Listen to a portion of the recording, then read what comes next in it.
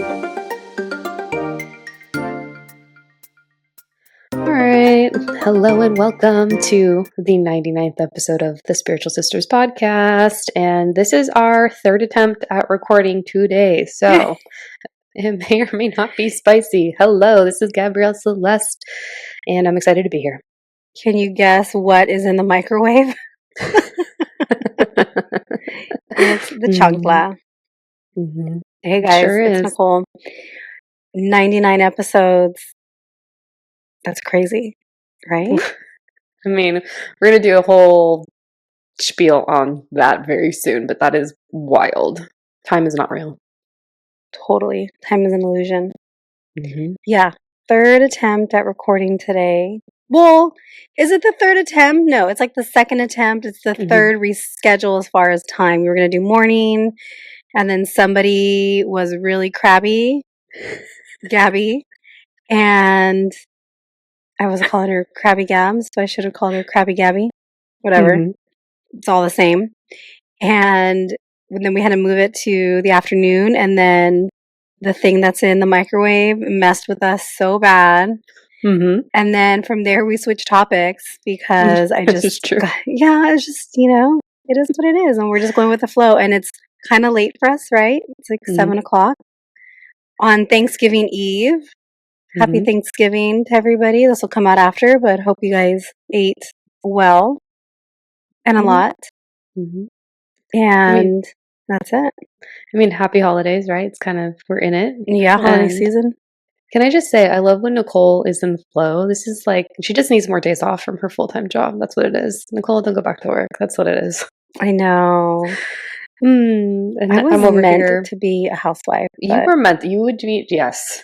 It fits so well. I would love that for you. Can someone tell my husband, please? Thanks. The problem is he wants to be that too. So he wants to be a house husband, so neither of us are going to get what we want. It's one or the other, baby. Yep. But I was in such a bad mood because of my 9 to 5, kind of, sort of. She was in such a bad mood. You guys, and I can't even blame the planets. I can't blame my cycle. I was just being a Cancer. She was being Gabby, Krabby Gabby. Krabby Gabby boat show. Well, I did. Anyway, we did. Okay. Yeah. So topic change. Yep. We're going to jump right in because I think, well, it's late. That's why we're going to jump in. Hopefully this doesn't take us an hour. We always think it's going to be quick. It just never is. Yep. So, an hour is just kind of our norm now. Okay.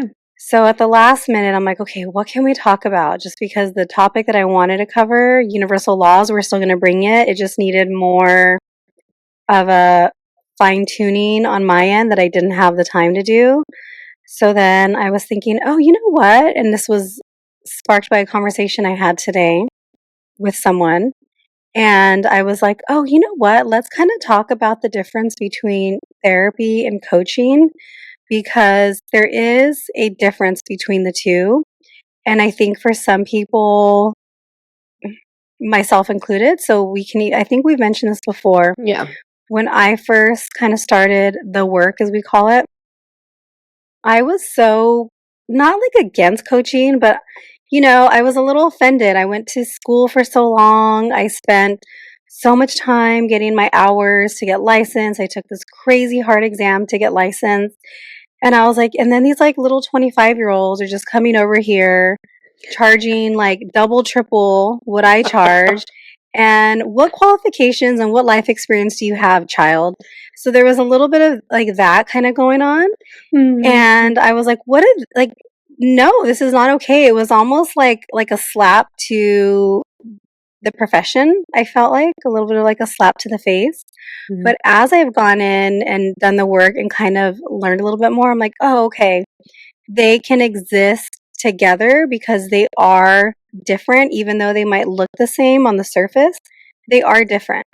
So I kind of wanted to talk about that today, and just like the similarities, the differences, and how to know which is the best choice for you if you are on your journey of spiritual growth, personal development, whatever it is. I think each has a place.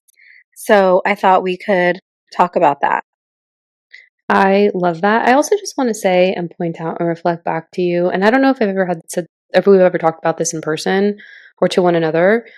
But something that I really appreciate about you is that you can have an opinion about something, but you're very amenable once you see the other side and understand it. Because I remember you would call me, you'd be like, "What the fuck is this? Like, how are people coaching? I literally spent hundreds of thousands of dollars on my 2 degrees. What the fuck?" Yeah. No, I'm someone who I flip. I can change my opinion. I don't like go down with the ship if I see a different perspective. Just like Botox. I didn't understand what Botox was. I thought it was fillers. Hmm. And I was like, that's so gross. And then I met someone who had Botox. I'm like, oh, you have Botox? You can't even tell. I didn't know the difference between the two, right? And then I was like, Hmm. oh, cool. And then I love Botox now, right? So I can very much like change my mind about people, about situations. I might form an opinion very quickly on something, but I'm also very quick to change it once I Hmm. have more information. If I'm wrong, I don't just like try to mask it by like going down with it. Like I mean, there's no it's point not in that. even the coaching example. It's not the Botox example. The one that kills me that I love is the minivan example. Oh my gosh, I was like, I will never drive a minivan. I think they're so dumb. And then we got a rental car and I was like, I want a minivan. They are the greatest. I fell in love with the minivan. Yeah. But So you good. know, it's like cool. I'll do it. I'll drive it. No big deal. Swag. Dad. Mhm. What? Well, Dad had the comments about it. He said he was like making fun of you. He's like, you talk shit about it, but now she loves it. Because we all drove Yeah, the minivan in Seattle. but you know what? I can be Yeah, like, you yeah, can. I totally changed my Totally. mind. No Totally. no big deal. It's not like an ego thing for me. Like, well, no, I'm never going to do this. Like, nope. We Fucking don't have that here when hilarious. it comes to things like that. I think certain things, right? Not skinny but not fat calls it she always posts like the steak emoji because she flips. So she'll change her mind too on things and be like, "Oh yeah, I used to Mm-hmm. think this way about this person and now I think this way." And like I flip all the time. I'm like, "Yeah, me too." I'm Yeah. going to start using the steak emoji. Okay. And then I'll know exactly what you mean in the group Yeah. message. Yeah. So the differences, okay, so similarities between therapy and coaching. Both are going to help you become the best version of yourself, whatever that means for you. And in both modalities and both types of work, you're going to be setting goals with either your therapist or your coach. You're going to be like figuring out what the obstacles are and how to overcome it. And you're going to basically come up with, yeah, with a plan of how to move forward. And both are going to be, they should be. So this is, I wish it was a little bit better. And this is kind of what sparked the idea for the topic today. They should be non judgmental, very safe environments for you to feel like, okay, I can bring this. And no matter what it is, I know that the person that I'm saying this to isn't going to judge me. And unfortunately, that does not happen. And in the conversation that I had today, they were talking about this experience that they had with a therapist recently and how it just wasn't a good experience. And I said, thank goodness that wasn't your first experience with therapy. Because if that had been your first experience, you would have said, I'm never going back to therapy. And I think, unfortunately, that happens for some people. With every profession, you're going to have really good people and people that maybe shouldn't be there. And it kind of sounded like this person maybe shouldn't have been a therapist based on what I was told about the experience. And unfortunately, for someone who's maybe never done it, and especially for people that are kind of scared to do it, if you have an experience like that kind of leaves you like scratching your head and saying WTF, then that's not good, right? You don't want that. Fortunately for this person, they've had good therapists in the past, so they just kind of knew, not a good fit. This is a fluke, and moving on. I think also for therapy, so therapy is going to give you different tools. You're going to get tools in each of the modalities in therapy and coaching. Therapy is going to give you maybe more evidence-based tools, so like cognitive behavioral therapy, eye movement desensitization and reprocessing, EMDR. So those are going to be some of the modalities that you're going to be working with. Solution focus, motivational interviewing. There's so many different kinds of modalities that you can use in therapy. And coaching might have some of those infused into them, but it's going to be maybe more work on mindset. It's going to be a lot more subconscious reprogramming techniques, most likely. So things like affirmations, visualizations, EFT tapping. And EFT tapping can also be used in therapy. So that's another thing to note. Some of these, like I mentioned, right, some of them might overlap a little bit. You're not going to have an EMDR session in coaching, but you might have EMDR informed practices. So your practitioner might have you tap to try to like solidify the belief that it is that you're trying to bring in, for example. But you're not going to be doing eye movements to reprocess a traumatic event, if that makes sense. Yeah, it does. And then both of them should help you move forward in whatever area you're trying to get clarity in and gain awareness in. So relationships, self-worth, scarcity mindset. Well, actually, I don't even know if you would take scarcity mindset to therapy unless you had blown all of your family's savings on gambling, for example, and you have a gambling addiction, then maybe that might be a time where you would address that in there. It sounds like you have this example readily available because you've seen it before. No, I haven't. Oh, okay. No, actually, that's so funny. Okay. When we were in grad school, me and my former roommate, remember the tall guy? Oh, yeah. Okay, me and my former roommate, we were in grad school together and we had to do role playing, and we had a scenario, and he came in that he was like gambling all of like the family's money away. So he came in with a problem and I had to be the therapist. That's so funny that I picked that. Subconsciously, I remembered that. Okay, so some of the differences. So we're going to focus right now on therapy. So therapy is going to focus on healing past wounds, healing past trauma, managing your mental health, whatever those conditions might be. That's going to be for things like anxiety, depression, bipolar disorder, maybe personality disorders. It's going to cover those kind of like heavier mental health issues. That's what you're going to want to seek treatment in therapy for. And your therapist should be trained to be able to address these different mental health issues. They can also diagnose the mental health issues and treat it, because each of those are going to have their own ways of treating them. Some of the treatments might overlap, but the way I work with depression is different than the way I work with anxiety, than the way I work with someone who has bipolar disorder. They all had a little bit of differences, but some similarities. I might be using CBT to address it all, but I'm going to have different interventions as far as like maybe what I'm asking them to track, and maybe the way we're looking at thoughts. And just, with depression, I'm going to want to focus more on the motivation piece. So, okay, are we getting out of bed? Are we brushing our teeth? Are we showering? Are we doing those things? And the anxiety, it's okay. Are we deep breathing? Are we grounding when we're feeling overwhelmed? Are we doing whatever the strategies are to help in the moment when you're feeling panicked? Are we able to reframe anxious thoughts? Things like that. And the goal, again, is going to be more to just kind of stabilize the person in whatever the symptoms are that they're coming with. So somebody with really heightened anxiety, and I would always tell my clients this, the goal isn't to get rid of this. We're not going to get rid of your anxiety because that's not realistic. Everybody's going to get anxious at some point. The goal is just to reduce it and have it not be so overwhelming. So we want to stabilize the person to where it's like, okay, I was getting panic attacks 5 days a week. And maybe the goal is, okay, we're going to try to get that down to 1 or 2.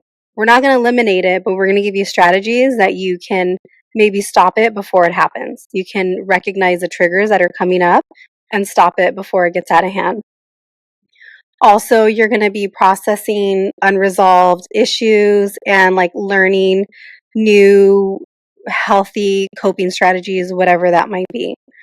And sometimes in therapy, they might be recommending medication And I think sometimes this is where people get a little bit lost in therapy, or they lose the desire to participate in therapy, because I think it depends on the approach of the therapist and how they are maybe making the recommendation, right?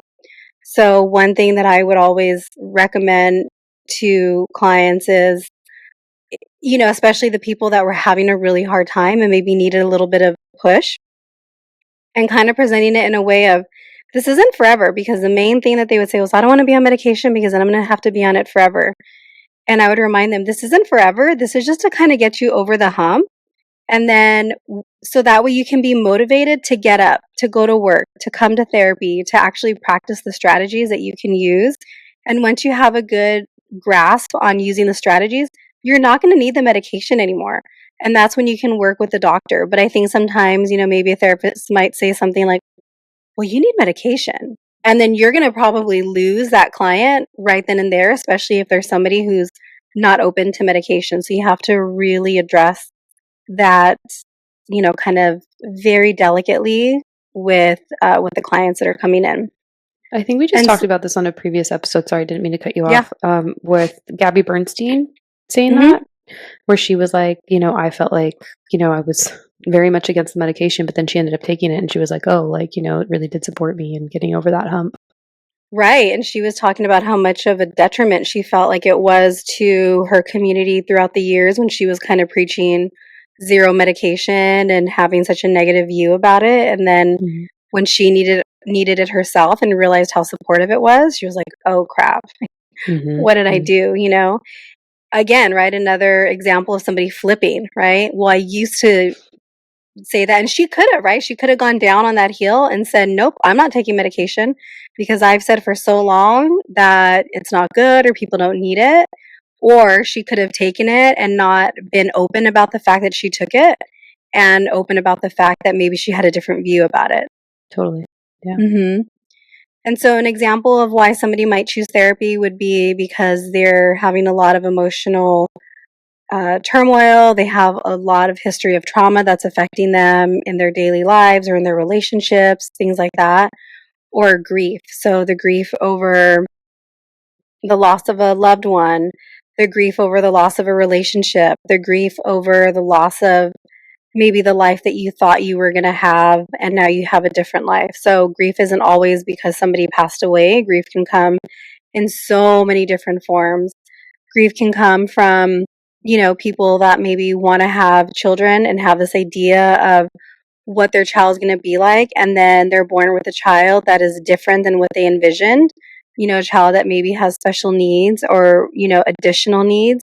And sometimes they're grieving the loss of that idea of what their family was going to be like because maybe that's not their reality. So there can be a lot of different reasons why somebody might choose therapy. Also, if they're struggling with any symptoms of the conditions that I mentioned earlier, so anxiety, depression, bipolar disorder, personality disorders, anything like that, that would be a time that maybe they need to seek out therapy.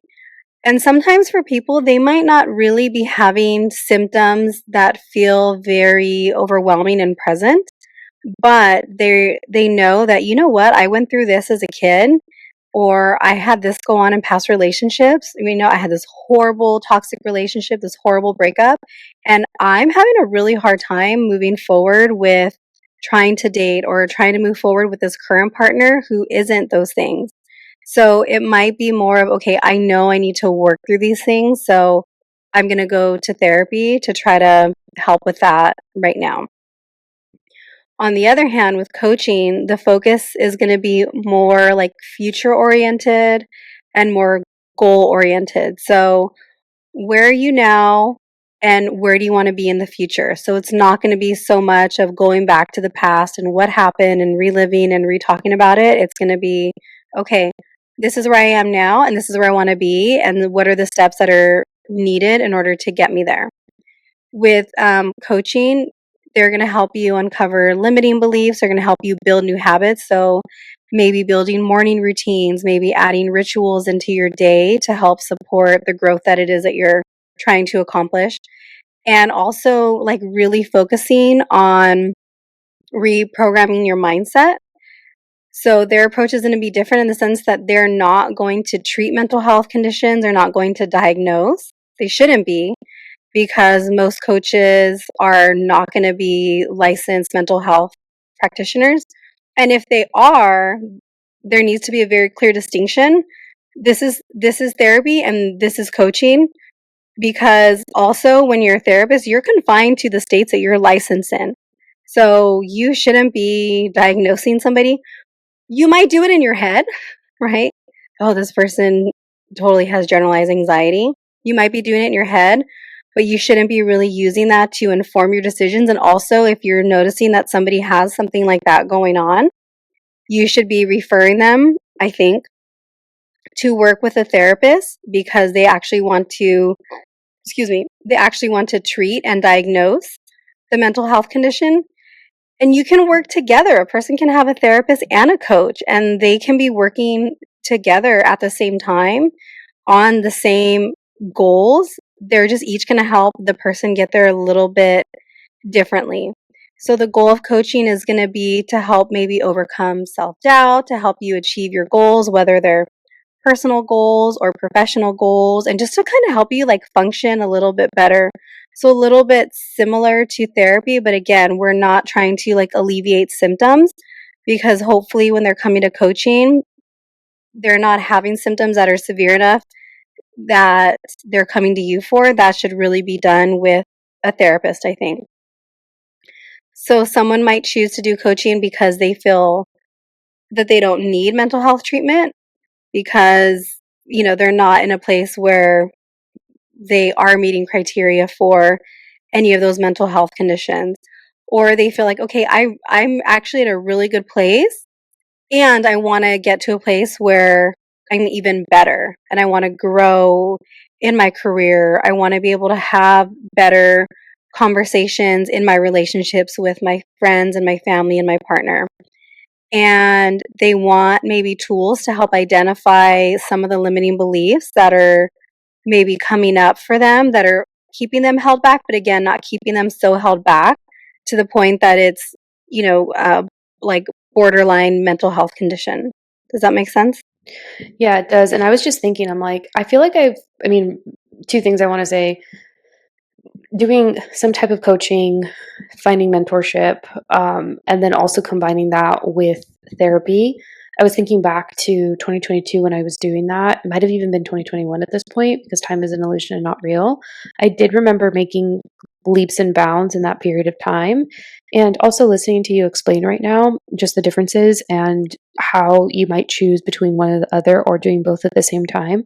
I think I've also underestimated the effort that and the energy that it requires to coach and to also be a coach. So the end game is to really support both, or to support whoever you're working with, but the approach in which you and the way that you get there is a little bit different. But yeah, I definitely feel like I've also probably undervalued coaching, or maybe just discredited it, just because, some people that are doing it don't always have the best intentions. I think some people that are doing it, honestly, I mean, just like with therapy, right? Probably shouldn't be doing it. And I think some people just kind of go into it. So another difference, and I don't know if I cover it here later. I think I cover it later, but another difference is therapists are held to very high standards and guidelines, right? We have to do a certain number of hours to make sure we're competent. We have to pass a test to make sure that we're competent. We have to do additional education every time we're going to renew our license to make sure that we're staying current with mental health discussion trends, all of that. Coaches don't have to do any of that. You don't even have to take a certification. And some people don't take a certification to do coaching. Some people just think, oh, well, I can just coach and it's fine. And maybe they can, right? Maybe some people have been through enough in their life. Maybe somebody who really struggled with substance use wants to help, work with somebody who is newly sober, in coaching them to do the things that they need to do, while that person is also hopefully getting therapy, right? Because I think in cases like that, I mean, substance abuse is a diagnosis in our Bible, in our DSM-5. So I think they should be working with an actual therapist, but also like a sobriety coach could help, right? So who's Yeah. going to be a better sobriety coach? somebody who got a certification but has never struggled with it, or somebody who maybe doesn't have a certification but they struggled with it and they're on the other side of it. So I think it can kind of go either way, but therapists are held to a very high standard, especially here in California. Hmm. I think we have some of the toughest laws. I think I heard California and New York are the two that are the toughest. So, I also think you're just going to be better equipped to handle some really serious topics like you just spoke to, like addiction, alcoholism, sexual abuse. There's a lot of varied forms mhm, that can come through into practice, but also just knowing how to address it, also knowing which resources to suggest, I think are also important. mhm, yeah, And I do think that that is something that therapists are very well accredited to support with, as opposed to just your general coach on Instagram or TikTok. right, definitely. So now we're going to look at how therapy can help somebody who's on a spiritual journey or a personal development journey, and then we'll kind of talk about how coaching can help, because again, they can be similar, but they're also a little bit different. Therapy is going to help somebody by healing the past. They're going to be talking about, okay, these are the things that happened before. This is unresolved pain, unresolved trauma, unresolved grief. And it's going to help them maybe connect more to themselves so they can connect better to others. It might also, or it should help to teach how to handle triggers. One, how to identify triggers, how to handle triggers, how to move through them, which is going to support somebody who is engaging in different mindfulness or meditation practices. Because if we know that we get triggered when we are in a certain location, for example, I don't know, we might not want to try to meditate in that location. Or the exact opposite. We might know that, oh, I have to definitely meditate before I go to my family's house for Thanksgiving, right? Have you seen those memes or those like reels where it's, everybody like getting mentally ready to be with their families Your for the families. holidays, or just all of the difficulties that come up when you're with your family?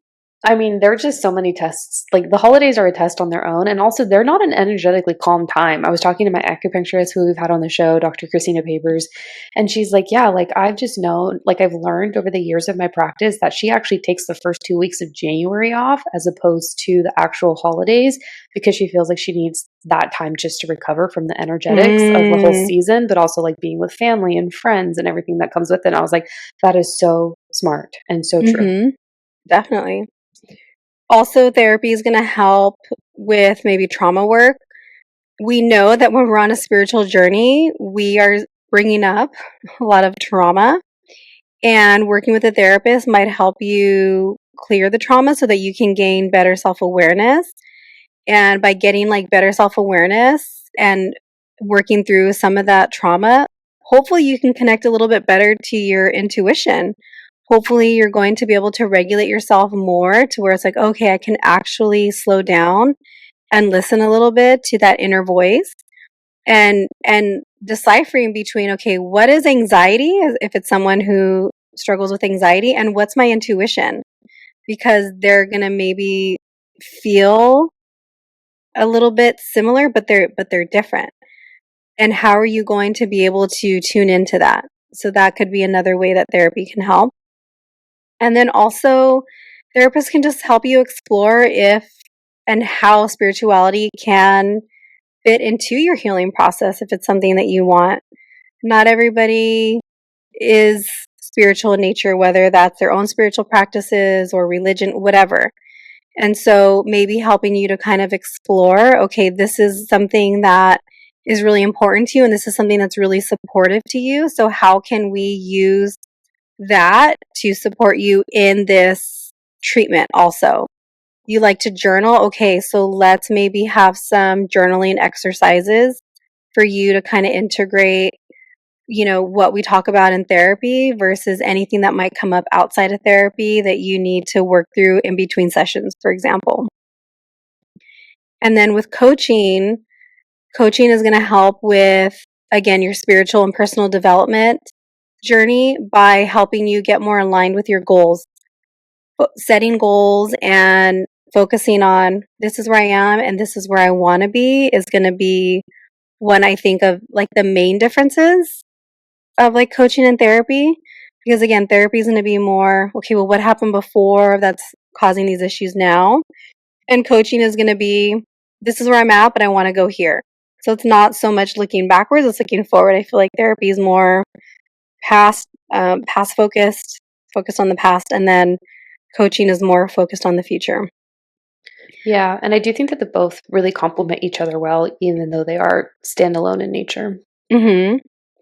Coaching is also going to help with mindset shifts, so helping you identify limiting beliefs, reprogramming your subconscious mind to help get you aligned with your goals.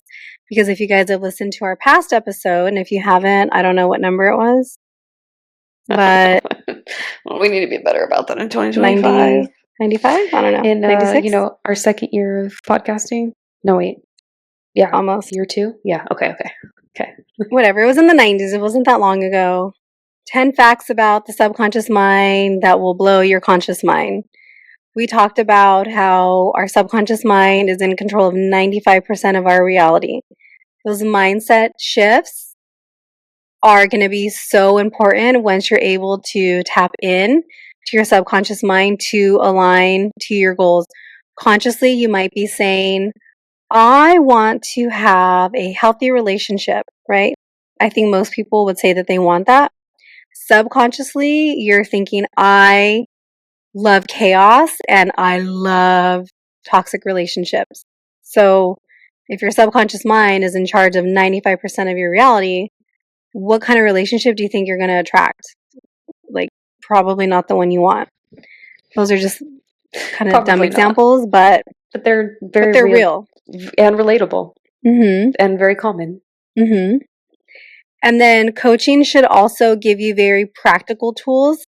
You should be leaving, I think, with homework of doing visualizations, doing your affirmations, doing your tapping, reading certain books, and also with therapy as well. I would assign homework in therapy when I was seeing adults. I don't do it now with students because they have enough homework and they hate the word homework. But, what are you doing in between sessions to be able to keep yourself accountable to the shifts that you're talking about in session? Because remember, what I would tell my clients all the time, I would tell them, I see you once a week for an hour. And you have all the other, 6, 7 days, 24 hours a day outside of here. The work isn't done here in the room with me. This is just a small piece of it. The work is being done when you're out of the room. What are you doing? Like, what are you taking from our sessions and integrating into your life? Those other 6, 7 days, 24 hours a day. So keeping that in mind too. Yes, showing up is important. That's a huge step because that's where you're going to maybe get some of the aha moments, learn the tools. But you also have to integrate the tools and use the tools. So you have a lot of time on your own to do that. I'm so glad you said that. I have a quick question. I don't know if you're going to get the timing, but are you going to speak to the timing in which should be dedicated to either therapy, coaching, or both? Maybe? Like what? Okay. Well, do you think that there should be like a prescriptive amount of time in which you're working with like a coach or a mentor Oh, or you're okay. in therapy or not? Yeah, I think there's a piece there. I think Okay. there's a piece later when I do Okay. a little recap. Okay, cool. And then coaching is going to help keep you accountable. Therapy should also, but coaching is really going to, I think, maybe be a little more structured and help you focus on your goals and making sure you're keeping track and okay, you didn't do this. And and in therapy, if I would assign homework and they wouldn't do it, what do we do in therapy? Well, we want to process why didn't you do it? Because in therapy, there's always a bigger reason. It's not just, oh, I didn't do it, I forgot. There's always something bigger. So we're always like processing the crap out of everything. And in coaching, you're maybe not going to be processing it as much because that's not what the goal is. But okay, if this didn't work, what can we do to help you remember a little bit better so that it actually gets done? Or what else might they do? I think just offering you insights. Again, that should probably be done in both though. Yeah, and I feel like in therapy, at least my experience has been, and please correct me if I'm wrong, it's almost kind of like you're prompted to figure out what your blocks are or what you're really there to work through. Whereas in coaching, it might be a little bit more direct and upfront. Maybe, yeah. So in therapy, we don't want to give you the answers. We want to give you the tools to come up with it on your own. Whether it's the right decision or not, it's all like self autonomy, right? So this is the choice that you're making based on the information that you have. Whereas coaching, you could probably do a little more of like telling them what to do, right? I mean, think about coaching when in actual coaching, somebody's coaching a team. What are they doing? They're telling them how to move. They're telling them what plays to make. So it might be a little bit different that way. Therapists don't really do that. We want you to come up with the answer and figure it out on your own. There's so many times that I wanted to give the answers, Yeah, I'm but sure. it's not really our place. I think some therapists do. Again, it's all going to be based on the training. Also, I think I knew of therapists I would hear of stories of therapists that would tell them what to do and tell them how to proceed. And I don't think it's good or bad, but the way that I was trained was no, let them figure it out. Don't give them the answers. Let them come to the answers on their own. Even if you know it, they need to figure it out on their own. So I Would think you it's s all just background and who trains you and what their like yeah. framework and orientation is. Would you say that it's both a therapist's and a coach's, job and or responsibility to help you become the best version of yourself? Yeah, I think they both have that goal in mind, but they're going to Yeah, get there different ways. okay. Therapy is going to look at what are the things that happen before that maybe like to help you understand why you are the way you are and then give you the tools to move forward. Coaching isn't really going to look at so much of the past. It might a little bit, but it's going to be okay, what is your goal? And how are we going to get you to the goal? All right. How to decide which is right for you. So you're on your journey and you're thinking, okay, well, do I need to go to therapy or do I need to go to coaching? Well, the answer is you could probably do both, but choose therapy if you're feeling overwhelmed because of past trauma, past grief, mental health symptoms, things like that. Anxiety, depression, or just difficulty functioning in daily life. So like I mentioned, if you're not getting out of bed and going to work because you're too apathetic and you don't have any motivation, then therapy might be the answer. What else? If you feel like you want to do very like deep emotional work because of mental health difficulties that you're having. So that would maybe be why therapy would be a good choice. Coaching is going to be a good choice if you feel like you're stuck in different patterns and you're doing well, you don't have symptoms, you don't require mental health treatment. That would be a time where coaching would be appropriate. Maybe you have a little bit of anxiety here and there, but it's not reaching the level of a diagnosable condition. Also, if you're looking for different tools to work on your mindset, to identify your limiting beliefs, and to meet different personal or professional goals, that would be another reason that maybe you would want to choose coaching. And also, you want to focus on building like a good future rather than healing the past. So I think that's the big difference, right? Therapy is very much healing the past. Coaching is very much focused on the future. So if you guys don't take away anything from this episode, please take away that. Therapy, healing the past, coaching, focusing on the future. Now, just to kind of compare and contrast a little bit, the differences between therapy and coaching. So, therapy, I just said, is going to focus on healing past trauma and focus on emotional pain. Coaching is going to focus on breaking limiting beliefs and creating future goals. So, those are going to be the ways that they're a little bit different in that regard. Therapy is going to address mental health diagnoses like anxiety, depression, bipolar disorder, personality disorders, substance abuse disorders, things like that. Coaching is going to focus on mindset shifts for personal growth and for personal development. Therapy is going to look at the why behind different behaviors and emotions. Why do you feel this way? why you act this way, versus coaching is going to focus on how. How are we going to get to this goal? How are we going to solidify this new belief, this new mindset shift? And therapy is often very long term and kind of open ended. So like you were asking earlier about the time frame, it is really hard to say how long somebody might be in therapy for. I was seeing somebody in therapy for, I think, almost 4 or 5 years at my previous job. And in coaching, it's going to be maybe more short term, goal oriented, and solution focused, right? So this is the goal. And we're going to try to see if we can get you to that goal in 10 sessions and 12 sessions. I know coaches all differ in the containers that they offer. Some offer 6-month containers, some offer 3-month containers, some offer year-long containers. I think it really just depends. But therapy isn't necessarily going to be marketed as a container. It's going to be, you're going to come for however long it takes. And sometimes it does take a long time. Let's see.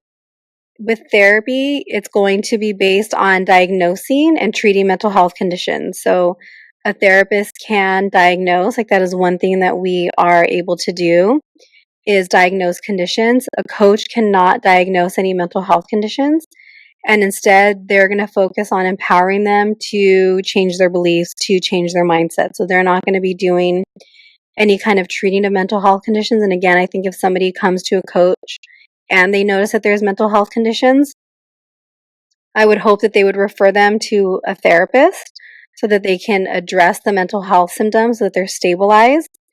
And then if they still want to do both, again, I think they can be done at the same time because, again, they're going to be like complementary, but they're going to have kind of the same goal in mind of like the self-improvement.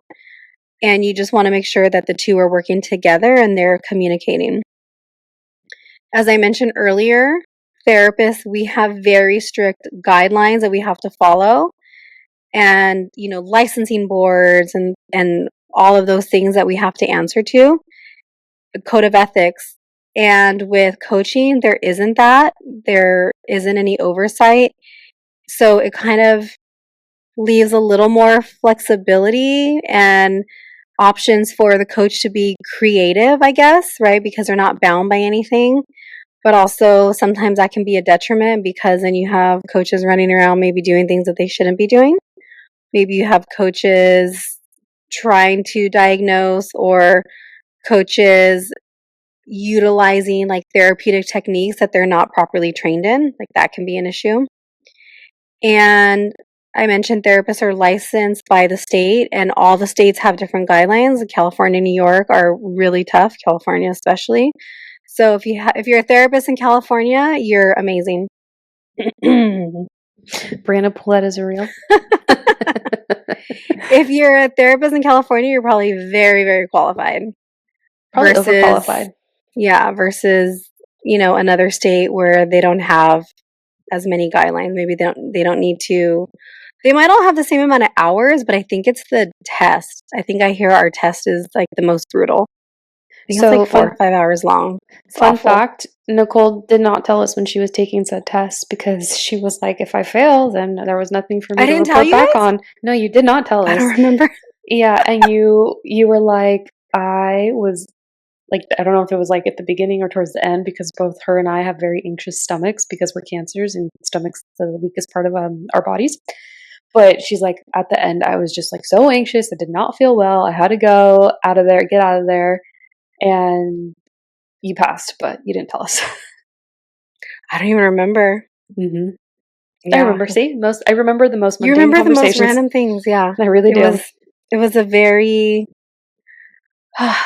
long time ago. It feels like, yeah, that was a very difficult time. That was a really that test was awful. You had, it was just you and your like cute little apartment, and it was a really special time in your life before, It was. Before you're in the chapter that you're in now. Oh, that test, though, almost got me. But you passed.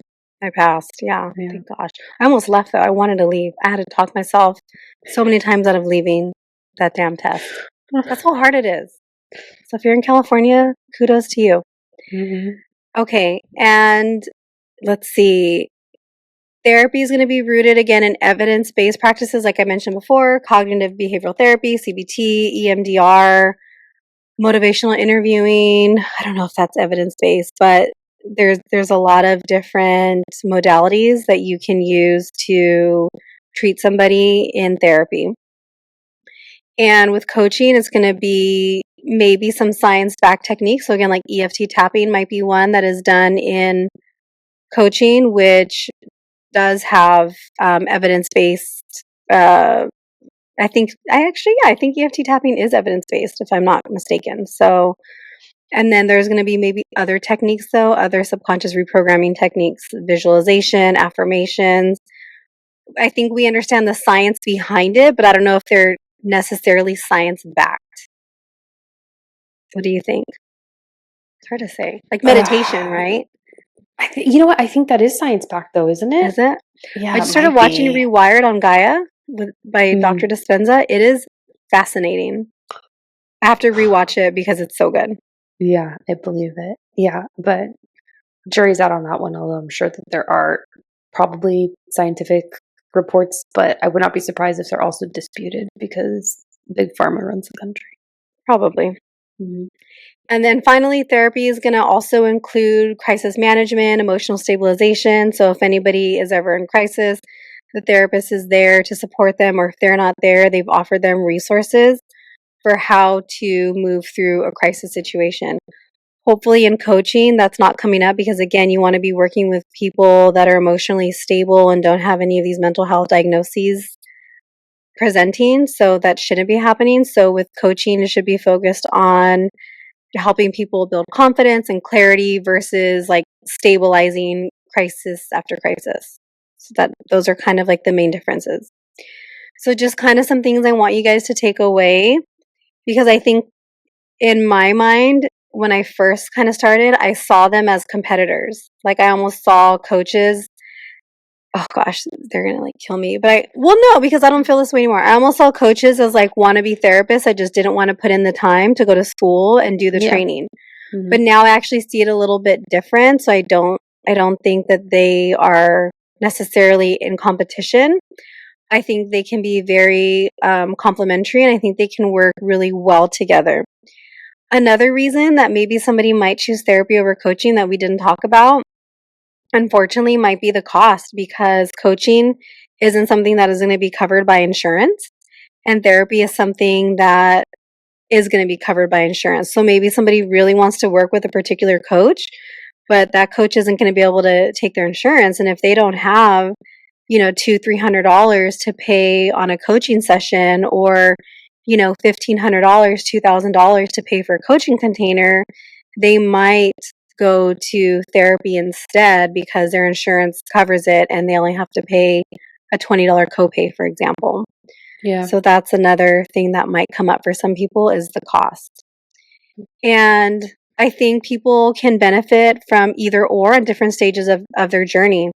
I think right now, if you realize that you're having more mental health symptoms that are kind of interfering with your daily functioning, maybe right now coaching isn't the best option. Maybe therapy might be a good option to start with. And once you're feeling a little more stable, then you can move to coaching to work on some of those goals, right? So therapy is going to help you maybe regulate and coaching is going to help you. Okay, now that you're regulated, let's focus on these goals and let's focus on the tools and the strategies and actions you can take to make those goals. And even like to help you identify what those goals are, like therapy would be the place to start. So yeah, that's so true. I totally forgot about the cost part because a lot of employers now with insurances do cover therapy, talk therapy. Whereas like if you think about it 10 years ago, that wasn't the case. Yeah, I think therapy's been covered for a while, but coaching definitely isn't. And I don't think coaching ever will be. I agree. Yeah. Yeah. So I just kind of want to like empower everybody to really like reflect on where you're at in your journey and where you're at as far as what you need to help you determine if you're feeling like you need some kind of support. If you're feeling like you need some kind of support and you don't know if it's therapy or coaching, really just kind of take a look and think back and maybe re-listen to this if you need it and think, okay, where am I? Do I have mental health symptoms? No. Okay. Well, I'm feeling stable, but I really have these goals that I want to work on. Then maybe you need a coach versus someone who's like, yeah, I'm so anxious all the time and I'm feeling so sad. I really want to work with a coach. Well, maybe you need to work with a therapist first and then you can work with a coach, or again, work with them together at the same time if that's something that you're able to do. And if you if you want to work on yourself, like work on yourself. It is okay. If you feel like you need to go to therapy, do not let anybody shame you out of going to therapy, especially culturally if it's something that your family doesn't do or just your culture doesn't do. Like, no, we don't do that. We don't go talk to people about our problems. Then don't tell anybody. If you feel like you're going to get shamed, nobody needs to know that you're going to therapy. Nobody needs to know any of that. Go ahead and spend the money and spend the time that you feel like you need to help you get to be the person that you want to be. And if you have any questions about, well, this is kind of what I'm going through right now, I'm not quite sure if I need coaching or therapy, you can always message me and I can, help you figure out, is coaching right for you or is therapy right for you? And we can kind of see what that might look like. And she can recommend you to a lot of people in the circle that might be supportive. So, yeah. Yeah, depending, on where your location is. If you're in California, I can try to help get you connected to somebody in California. If not, I can probably still try to get you connected. Face, Facebook has good groups where you can kind of set out, little feelers. Hey, somebody needs this type of work in this state. Who's available? So, even if you're not local, I can still help you if you're in the US. I don't know how it works outside of the country. Mhm. It was so good. It was very insightful, and I definitely feel like this episode's really going to help um, a lot of people that need to hear it because that's something I've always been really curious about. Yeah, I think I've kind of struggled myself with really understanding the difference between the two, especially as I'm going to be pivoting Hmm. to more coaching. I'm trying to figure out, well, what's the difference and how do I really differentiate, especially because I don't want, even though I am a therapist, I don't want people to confuse the fact that, oh, well, I'm getting coaching with this therapist. Well, in that capacity, I'm not a therapist. So I've had to really figure out what is that going to look like and how is that going to be different. Yeah. So if you guys want to work with me at some point, hit me up. I'm Hmm. gonna 2025. And as you do the card pull, I'm going to pitch your offerings because your girl didn't bring a card deck because she's in Oh, you should have transition. told me ahead of time. Okay. I'm sorry What do you want me to because pull? you pull whatever you want to pull, and I will interpret. And as she's doing that, friends, our links are in the bio, as you know, in the show notes. And in our bios on Instagram, you can get me or catch me at Agua Astrology. You can catch Nicole at the Nicole Christine. In our show notes, we have links of how you can get in touch with us and our offerings. I do have the link to the Etsy shop there and how you could book a reading with me. And also, please leave us a review. We are almost 100 episodes in, which is just so crazy to even think about. I'm really excited for that episode just to like dive right in and to reflect on that. But yeah, Nicole, which card deck are you pulling from? So I initially pulled Healing Waters, but then I pulled Super Attractor by Oh, I Gabrielle Bernstein because I love just that. finished the book yesterday. I just put that book in my box for my bookshelf. Oh, did you? You have it? Hmm. I have it on audio, so It's pink. It's pretty. is that? We're gonna come out with a card deck, guys. 2026. Don't say Strapped. things, and we have to do it. Well, we need to do merch too. So, one of the things. I just realized we both have side ponytails today. Look at Oh, we're so cute. They're so cute. Okay, the card I got is I trust that my powerful intentions combined with my faith are enough to allow my vision to become my reality. Oh, I love that. And I that's mean, what I it think looks that like. really fits with the theme of the episode if you think about You it. think everything fits with the episode? I mean, it just kind of hits. The cards don't You're so lie, good guys. at being so delulu. with the cards. I love it. Okay, you guys want to manifest? You want to manifest anything and everything? The Lulu energy, okay? Delulu. I hope all your Delulus come true, Lulu. True Lulus. Brianna, pull that as a real two.